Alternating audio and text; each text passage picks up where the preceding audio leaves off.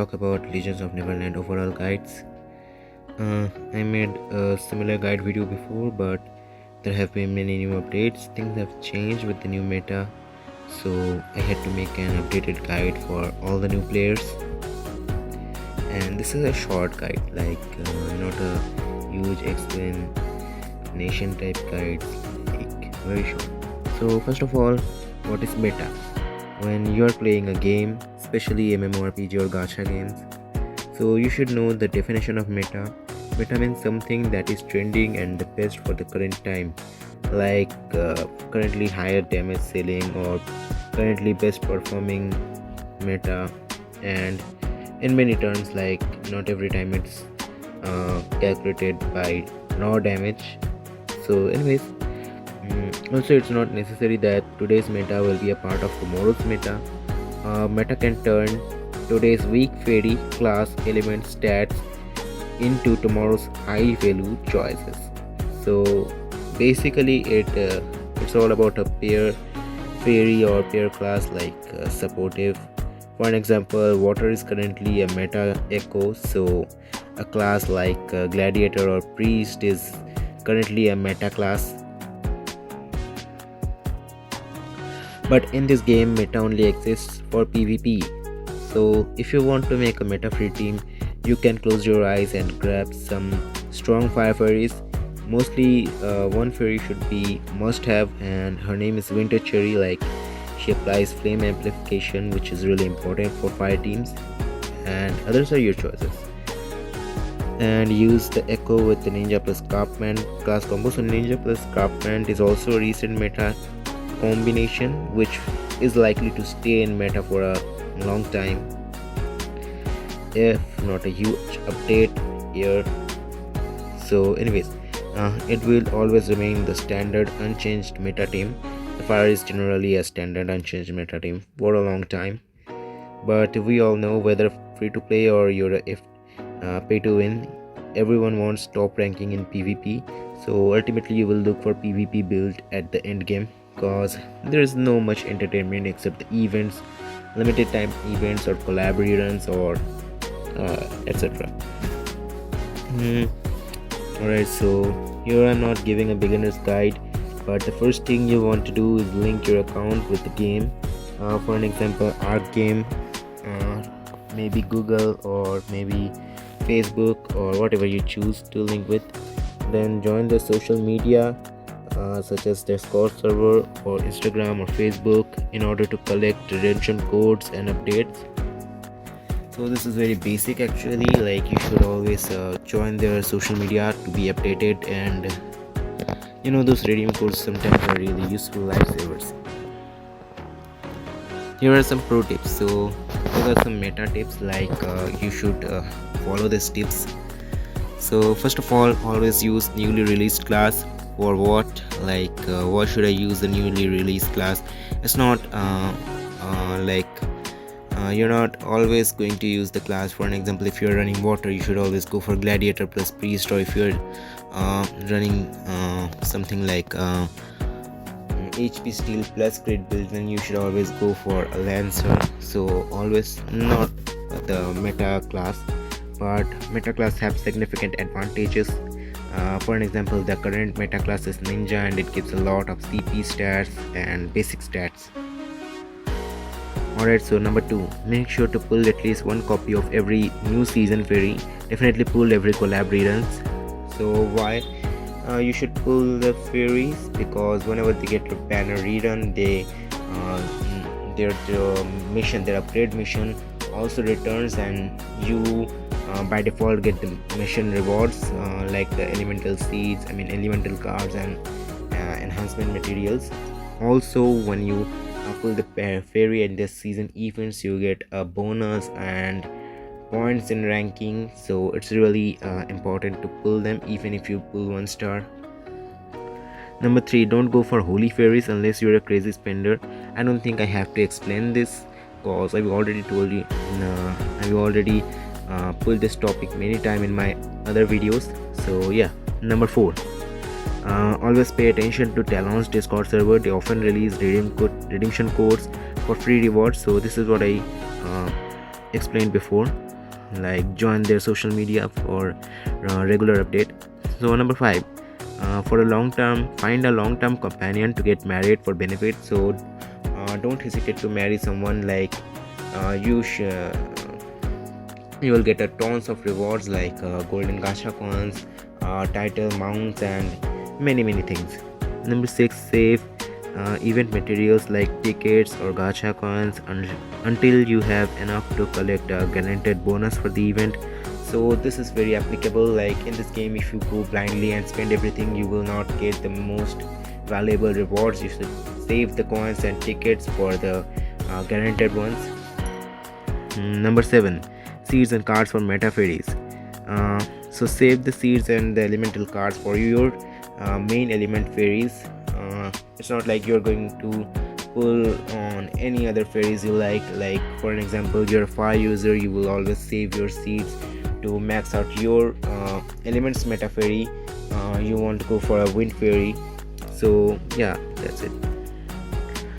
If you look at the current meta, there are many changes in the will formation. Back then we could make something like Slugter plus Mantra to create a strong wind formation, but nowadays if you are using Mantra, you need its premium core spirit ward for better effectiveness. So why you need spirit ward with Mantra? Because it does not only give you a second ability but also a third ability if you pair it with Mantra, and that ability is mostly about enhancing the two cores and their abilities. Like if you are going to use 2+2 Slugter plus Mantra, you will get only 2, but here you get 3 abilities. So this is like a must have thing. Like you can just blindly put 2 strong DPS core. You need their pair cores like Slugter plus Operation, Mantra plus Spirit Ward, and others. Also some wheels like break free, and I guess the other was super strength. So anyways, had restrictions against God Bless and Fighting Wheel.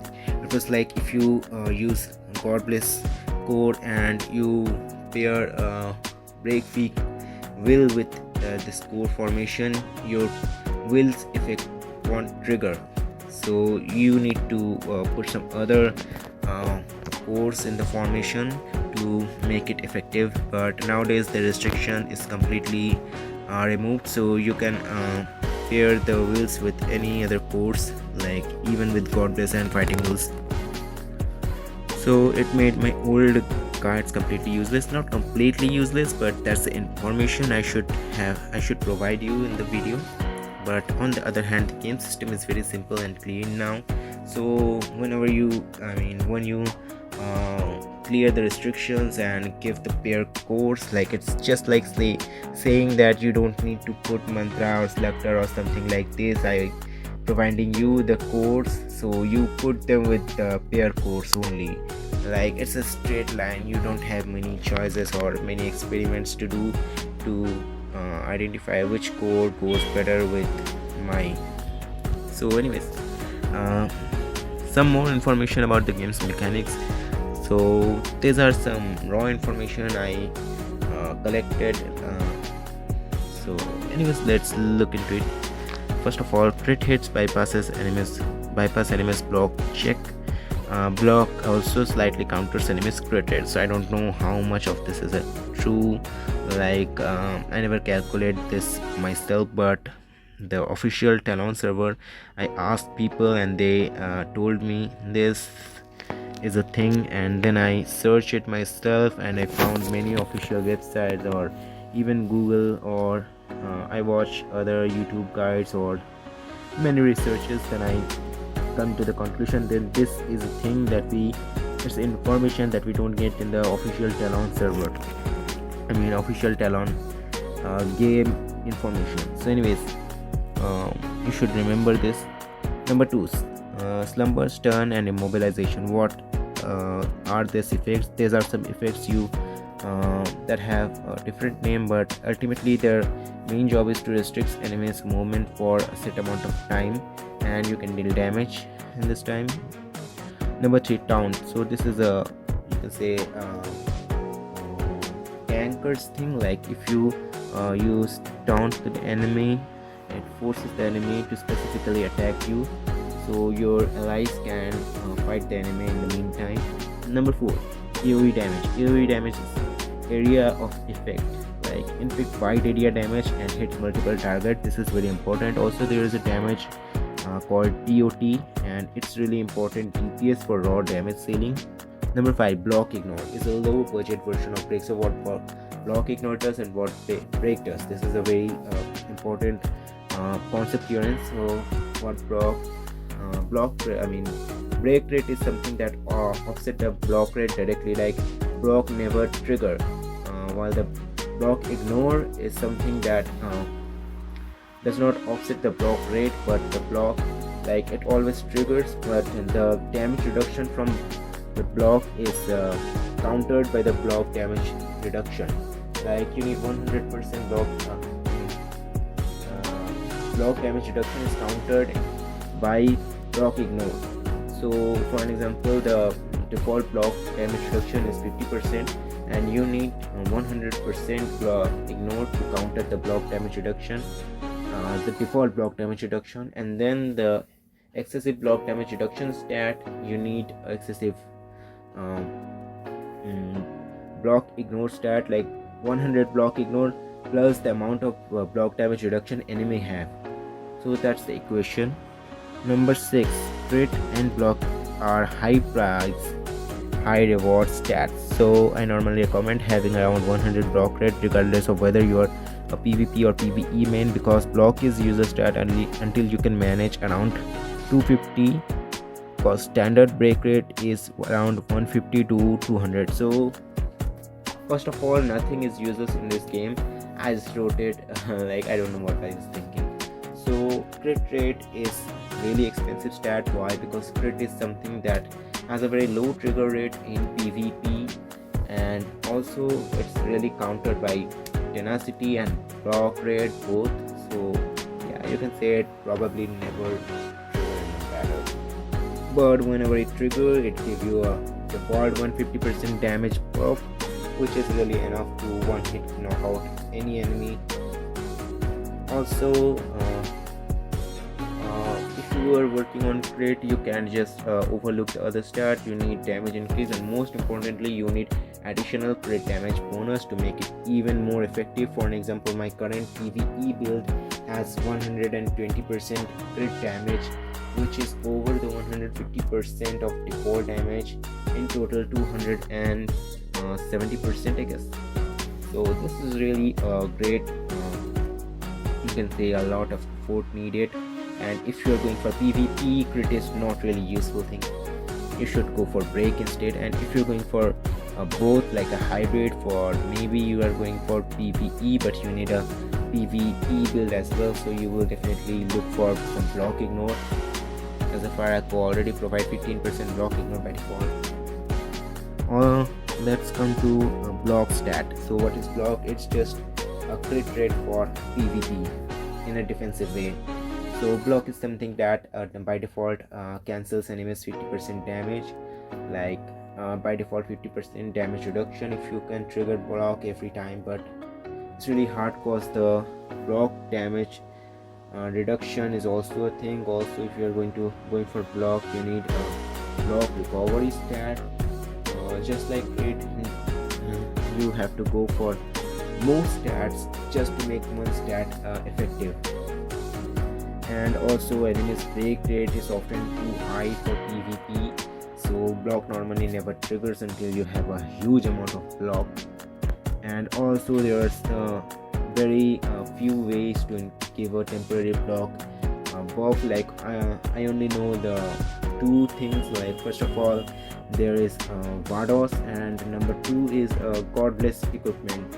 So only these two have the ability to increase block temporarily to make it look like a monster stat. Alright, so make sure to buy Fantasy Beast X every day from the Merchant Exchange shop. He also offers equipment enhancement materials which are important for advancement and other stuff. It's a newly added feature, so this is really important. You should check it daily. Alright, so remember, not every new fairy is a meta fairy. Some of them are useless, or maybe some of them are mid. compared to the meta.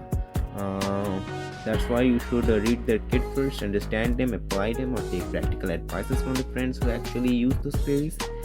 Never make mistakes of taking guides from the Talon Discord server. Here's why. So it's not like Talon's Discord server is completely useless. You can get verified guide channel.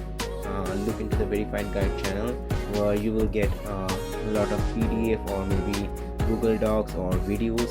Those are verified videos. Those are the only guides you should seek for. Like, don't ever ask the community helpers.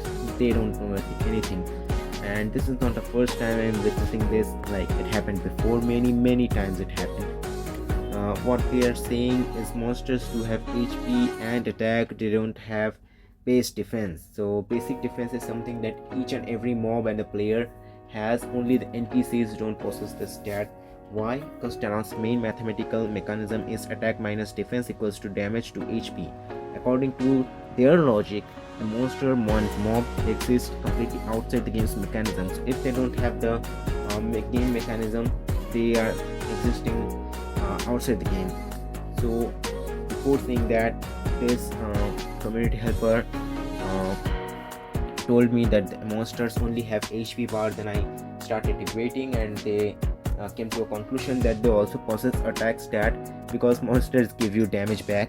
So you can say this is completely a nonsense, and this sort of things happen many times. Also, what I was saying about meta fairy is something like you should definitely look for the fairies kit first, then you go for the mid, then you go for them. For an example, the fairy, it was considered a nerf version for wind fairies, because almost every time he gives crit and only 5% break buff. So later he get improvement, like when Cactus was released, he is the best in slot fairy now. But anyways, so also for the Mercin or Ayatana Primeval with lots of restrictions in their kit. So you should experience things and understand them first before going for the fairy. Anyways, so the video is here. Thanks for watching. Hopefully you like this video. My only request will be consider joining the Discord server. You will find the link in my bio. See you later in my other videos.